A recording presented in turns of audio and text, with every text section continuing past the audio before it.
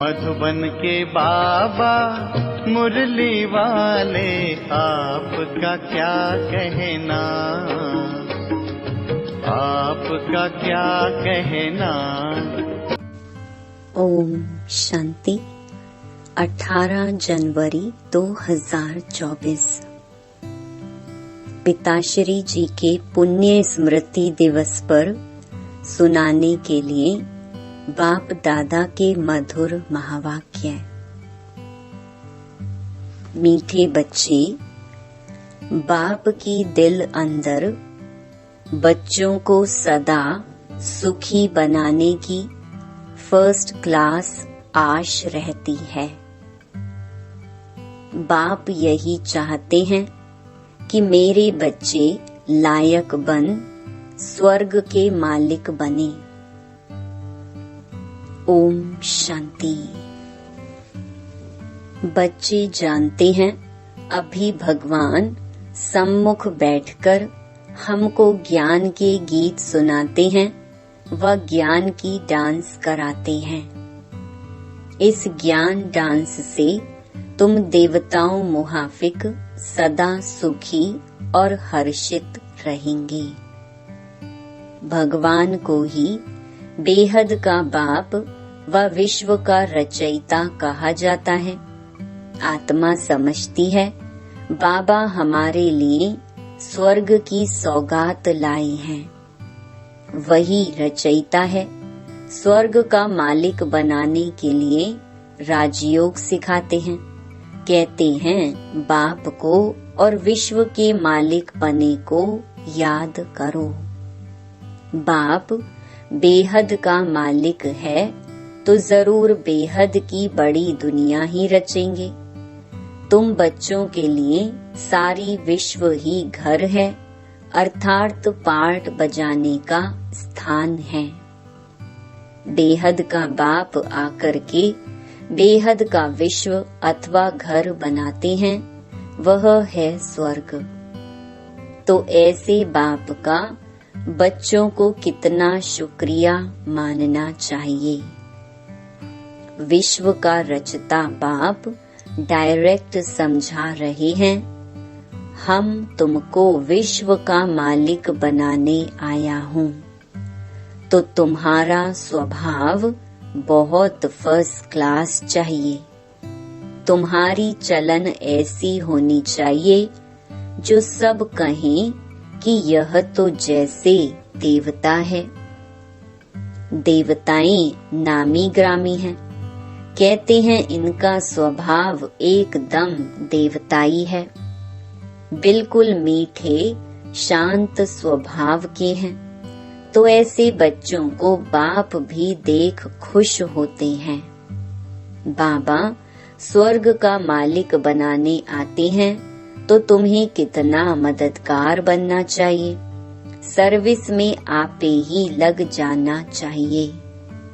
ऐसे नहीं मैं थक गया हूँ, फुर्सत नहीं है। समय पर सब काम करने में कल्याण है। यज्ञ सर्विस का इजाफा शिव बाबा देते हैं। बाबा बच्चों की दैवी चलन देखते हैं तो कुर्बान जाते हैं। तुम बच्चे इस पढ़ाई से कितनी ऊंची कमाई करते हो। तुम पद्मा पदमपति बनते हो। बाबा तुम्हें कितना धनवान बनाते हैं। बाप तुमको अखुट खजाने में ऐसा वजन करते हैं जो 21 जन्म साथ रहेगा। वहाँ दुख का नाम नहीं। कभी अकाले मृत्यु नहीं होगा। मौत से कभी डरेंगे नहीं। यहाँ कितना डरते हैं, रोते हैं। तुमको तो खुशी है। यह पुराना शरीर छोड़ जाए, नई दुनिया में प्रिंस बनेंगे। तुम इस पुरानी दुनिया से ममत्व मिटाते रहो। इस देह को भी भूलते जाओ। हम आत्मा इंडिपेंडेंट हैं। बस एक बाप के सिवाय और किसी की याद ना आए। जीते जी जैसे कि मौत की अवस्था में रहना है। इस दुनिया से मर गए, कहते भी है ना, आप मोए मर गई दुनिया। शरीर के भान को उड़ाते रहो, एकांत में बैठ यह अभ्यास करो। बाबा बस अभी हम आपकी गोद में आई की आई। एक की याद में शरीर का अंत हो, इसको कहा जाता है एकांत।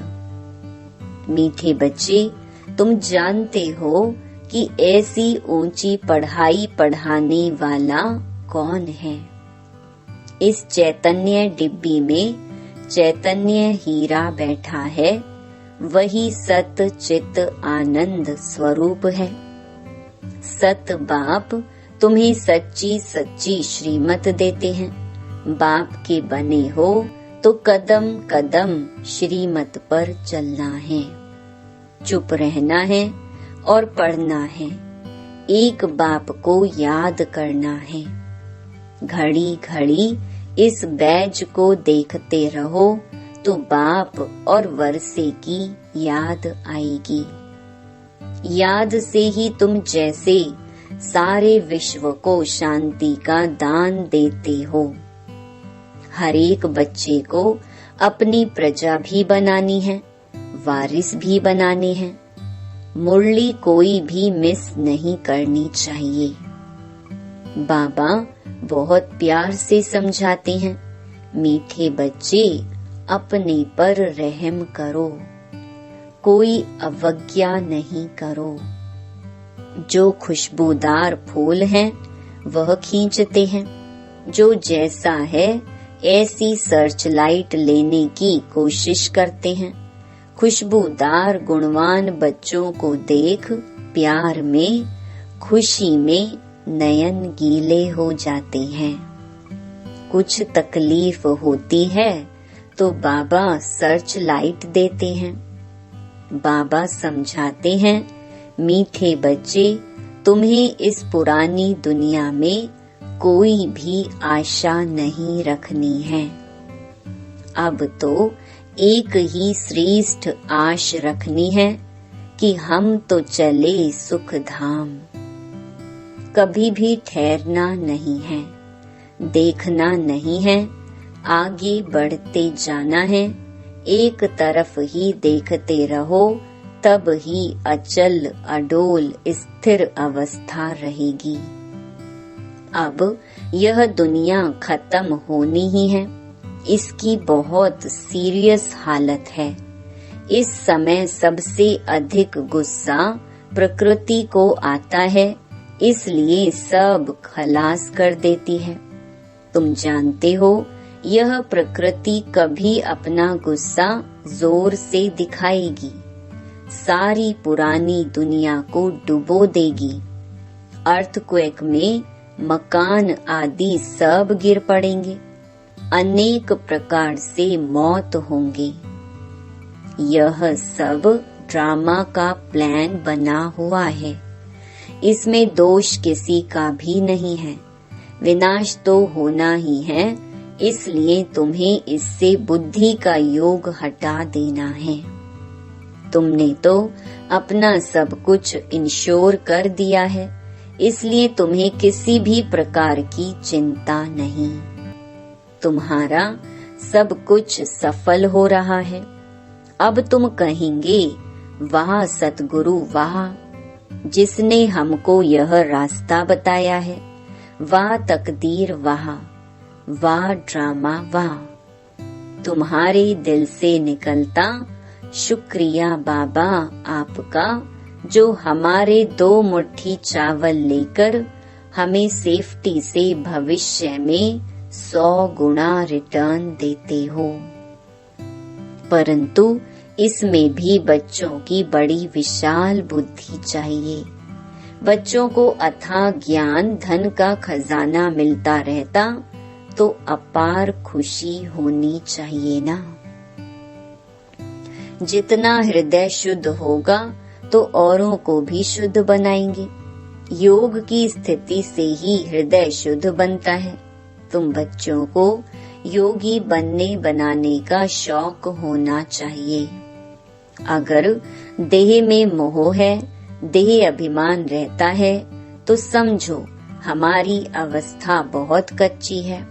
देही अभिमानी बच्चे ही सच्चा डायमंड बनते हैं, इसलिए जितना हो सके देही अभिमानी बनने का अभ्यास करो।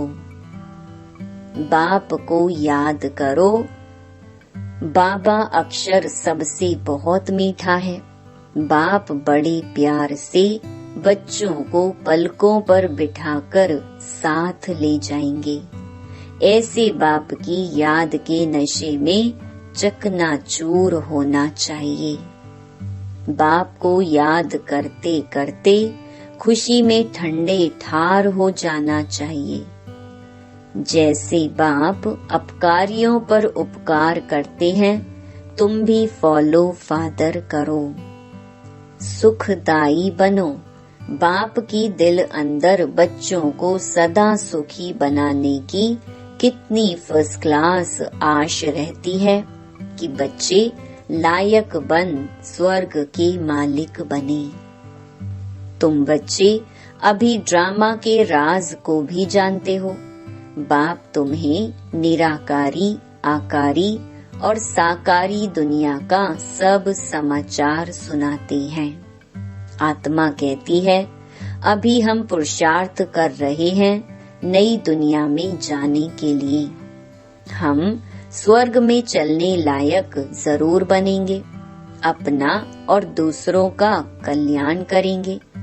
अच्छा बाप मीठे बच्चों को समझाते हैं, बाप दुख हरता सुख करता है, तो बच्चों को भी सबको सुख देना है। बाप का राइट हैंड बनना है। ऐसे बच्चे ही बाप को प्रिय लगते हैं। शुभ कार्य में राइट हाथ को ही लगाते हैं, तो बाप कहते हर बात में राइचियस बनो। एक बाप को याद करो तो फिर अंतमति सुगति हो जाएगी। इस पुरानी दुनिया से ममत्व मिटा दो। यह तो कब्रिस्तान है। धंधाधोरी बच्चों आदि के चिंतन में मरे तो मुफ्त अपनी बर्बादी कर देंगे। शिव बाबा को याद करने से तुम बहुत आबाद होंगे। देह अभिमान में आने से बर्बादी हो जाती है। देही अभिमानी बनने से आबादी होती है। धन की भी बहुत लालच नहीं रखनी चाहिए। उसी फिक्रात में शिव बाबा को भी भूल जाते हैं। बाबा देखते हैं सब कुछ बाप को अर्पण कर फिर हमारी श्रीमत पर कहाँ तक चलते हैं। शुरू शुरू में बाप ने भी ट्रस्टी हो दिखाया ना। सब कुछ ईश्वर अर्पण कर खुद ट्रस्टी बन गया। बस ईश्वर के काम में ही लगाना है। विघ्नों से कभी डरना नहीं चाहिए। जहाँ तक हो सके सर्विस में अपना सब कुछ सफल करना है। ईश्वर अर्पण कर ट्रस्टी बन रहना है। अच्छा, मीठे मीठे सिकिलधे बच्चों प्रति माता पिता बाप दादा का याद प्यार और गुड मॉर्निंग। रूहानी बाप की रूहानी बच्चों को नमस्ते। अव्यक्त महावाक्य। ओरिजिनल डेट 15 अप्रैल 1974। क्या सभी उन्नति की ओर बढ़ते जा रहे हो? सदा लगन में मगन और विघ्न विनाशक, यह दोनों निशानियां क्या अनुभव में आ रही हैं? विघ्न विनाशक बनने के बजाय विघ्नों को देख अपनी स्टेज से नीचे तो नहीं आ जाते हो? क्या अनेक प्रकार के आए हुए तूफान आपकी बुद्धि में तूफान तो पैदा नहीं करते हैं? जैसे कोई के द्वारा तोहफा मिलता है तो बुद्धि में हलचल नहीं होती है, बल्कि उल्लास होता है। इसी प्रकार आए हुए तूफान उल्लास बढ़ाते हैं या हलचल बढ़ाते हैं। अगर तूफान को तूफान समझा तो हलचल होगी, और तोहफा समझा व अनुभव किया तो उससे उल्लास और हिम्मत अधिक बढ़ेगी। यह है चढ़ती कला की निशानी। घबराने के बजाय गहराई में जाकर अनुभव के नए नए रतन इन परीक्षाओं के सागर से प्राप्त करेंगे, क्योंकि हलचल के अंदर रतन समाये हुए हैं। ऊपर ऊपर से अर्थात बाह्य मुक्ता की दृष्टि और बुद्धि द्वारा देखने से हलचल दिखाई देगी अथवा अनुभव होगी, लेकिन उसी आई हुई बातों को अंतर्मुखी दृष्टि व बुद्धि से देखने से अनेक प्रकार के ज्ञान रतन अर्थात पॉइंट्स प्राप्त होंगी। अगर कोई भी बात को देखते या सुनते हुए आश्चर्य अनुभव होता है तो यह भी फाइनल स्टेज नहीं है। ऐसा तो होना नहीं चाहिए। ड्रामा के होने पर अगर ऐसा भी संकल्प उत्पन्न होता है तो इसको भी अंश मात्र की हलचल का रूप कहेंगे। अब तक भी क्यों क्या का क्वेश्चन अगर उठता है तो इसका अर्थ है हलचल। जितना विघ्न आना आवश्यक है उतना विघ्न विनाशक स्थिति में रहना यही हर्षित रहने का साधन है। नथिंग न्यू, यह है फाइनल स्टेज। यदि कोई भी हलचल का कर्तव्य करते हो व पार्ट बजाते हो तो सागर समान ऊपर से हलचल भले ही दिखाई दे रही हो, अर्थात चाहे कर्मेंद्रियों की हलचल में आ रहे हो, लेकिन स्थिति नथिंग न्यू की हो। एकाग्र, एकरस, एकांत अर्थात एक रचयिता और रचना के अंत को जानने वाले त्रिकालदर्शी की स्टेज पर आराम से शांति की स्टेज पर स्थित हैं, या कर्मेंद्रियों की हलचल आंतरिक स्टेज को भी हिला देती है। जब स्थूल सागर दोनों ही रूप दिखाता है तो क्या मास्टर ज्ञान सागर ऐसा रूप नहीं दिखा सकते? यह प्रकृति ने पुरुष से कॉपी की है। आप तो पुरुषोत्तम हो। जब प्रकृति अपनी क्वालिफिकेशन दिखा सकती है तो क्या वह पुरुषोत्तम नहीं दिखा सकते? अभी समय अति की तरफ बढ़ रहा है, सभी तरफ अति दिखाई पड़ रही है। अंत की निशानी अति है।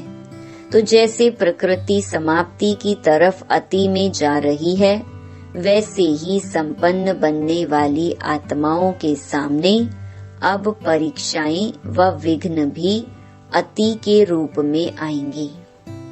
इसलिए आश्चर्य नहीं खाना है कि पहले यह नहीं था, अब क्यों है, यह आश्चर्य भी नहीं। फाइनल पेपर में आश्चर्यजनक बातें क्वेश्चन के रूप में आएंगी, तब तो पास और फेल हो सकेंगे। ऐसी ऐसी बातें आएंगी जो ना चाहते हुए भी बुद्धि में क्वेश्चन उत्पन्न हो। यही तो पेपर है, और है भी 1 सेकंड का पेपर। क्यों का संकल्प चंद्रवंशी की क्यों में लगा देगा। इसलिए एकरस स्थिति में स्थित होने का अभ्यास निरंतर हो। समस्या की सीट को संभालने नहीं लग जाओ, लेकिन सीट पर बैठ समस्या का सामना करना है। अभी तक समस्या सीट की याद दिलाती है, विघ्न आता है तो विशेष योग लगाते हो और भट्ठी रखते हो। इससे सिद्ध होता है कि दुश्मन ही शस्त्र की स्मृति दिलाते हैं, लेकिन स्वतः और सदा स्मृति नहीं रहती। निरंतर योगी हो या अंतर वाले योगी हो, टाइटल तो निरंतर योगी का है ना। दुश्मन आवे ही नहीं, समस्या सामना ना कर सके, सूली से कांटा बनना, यह भी फाइनल स्टेज नहीं है। सूली से कांटा बने, उसके बजाय कांटे को योगाग्नि से दूर से ही भस्म कर दे। कांटा लगे और फिर निकालो, यह फाइनल स्टेज नहीं है। कांटे को अपनी संपूर्ण स्टेज से समाप्त कर देना, यह है फाइनल स्टेज। ऐसा लक्ष्य रखते हुए अपनी स्टेज को आगे चढ़ती कला की तरफ बढ़ाते चलो। बड़ी बात को छोटा अनुभव करना, इस स्टेज तक नंबरवार यथाशक्ति पहुँचे हैं। अब पहुँचना वहाँ तक है जो कि अंश और वंश भी समाप्त हो जाए। आप सभी हिम्मत, उल्लास और सर्व के सहयोगी सदा रहते हुए चल रहे हो ना। कलयुगी दुनिया को समाप्त करने के लिए व परिवर्तन करने के लिए, माया को विदाई देने के लिए संगठन अथवा घेराव डाला हुआ है ना। मजबूत घेराव डाला हुआ है या बीच बीच में कोई ढीले हो जाते हैं अथवा थक जाते या चलते चलते रुक जाते हैं। ना आगे बढ़ना, ना पीछे हटना, जैसे के वैसे रहना, यह पाठ तो पक्का नहीं करते हो। समय धक्का लगाएगा तो चल पड़ेंगे, ऐसा सोचकर जहाँ के तहाँ रुक तो नहीं गए हो। किसी के किसी प्रकार के सहारे का इंतजार करते हुए खड़े तो नहीं हो गए हो। ऐसी स्टेज वालों को क्या कहेंगे? क्या इसको ही अंगद की स्टेज समझते हो? अगर ऐसे रुक गए तो फिर लास्ट वाले फास्ट चले जाएंगे। जब भी पहाड़ों पर बर्फ गिरती है और जम जाती है तो रास्ते रुक जाते हैं। फिर उस बर्फ को गलाने के लिए व उसे हटाने के लिए पुरुषार्थ करते हैं। यहाँ भी अगर बर्फ के मुहाफिक जम जाते हो तो इससे सिद्ध होता है कि योग अग्नि की कमी है। योग अग्नि को तेज करो तो रास्ता क्लियर हो जाएगा। मिली हुई हिम्मत और उल्लास के पॉइंट्स बुद्धि में दौड़ाओ तो रास्ता क्लियर हो जाएगा। पुरुषार्थ की गति में अंगद बनो, माया से हार खाने में अंगद नहीं बनो, बल्कि विजयी बनने के लिए अंगद बनो। अच्छा, ऊंच ते ऊंच बाप द्वारा पालना लेने वाले, विश्व की पालना करने वाले, विष्णु कुल की श्रेष्ठ आत्माएं, प्रकृति को परिवर्तन करने वाली पुरुषोत्तम आत्माएं, विश्व के आगे साक्षात मूर्त प्रसिद्ध होने वाली आत्माएं, योगी तू आत्माओं के प्रति बाप दादा का याद प्यार और गुड मॉर्निंग। वरदान: सेवा में रहते संपूर्णता के समीपता की अनुभूति करने वाले ब्रह्मा बाप समान एग्जाम्पल भव। जैसे ब्रह्मा बाप सेवा में रहते, समाचार सुनते, एकांतवासी बन जाते थे। 1 घंटे के समाचार को 5 मिनट में सार समझ बच्चों को खुश करके अपनी अंतर्मुखी एकांतवासी स्थिति का अनुभव करा देते थे। ऐसे फॉलो फादर। ब्रह्मा बाप ने कभी नहीं कहा कि मैं बहुत बिजी हूँ, लेकिन बच्चों के आगे एग्जाम्पल बने। ऐसे समय प्रमाण अभी इस अभ्यास की आवश्यकता है। दिल की लगन हो तो समय निकल आएगा और अनेकों के लिए एग्जाम्पल बन जाएंगे। स्लोगन: हर कर्म में कर्म और योग का अनुभव होना ही कर्म योग है। अव्यक्ति साइलेंस द्वारा डबल लाइट फरिश्ता स्थिति का अनुभव। सदा यही लक्ष्य याद रहे कि हमें बाप समान बनना है। तो जैसे बाप लाइट है वैसे डबल लाइट। औरों को देखते हो तो कमजोर होते हो, इसलिए सी फादर फॉलो फादर करो। उड़ती कला का श्रेष्ठ साधन सिर्फ एक शब्द है, सब कुछ तेरा। मेरा शब्द बदल तेरा कर दो। तेरा हूँ तो आत्मा लाइट है, और जब सब कुछ तेरा है तो लाइट माना हल्के बन गई। ओम शांति।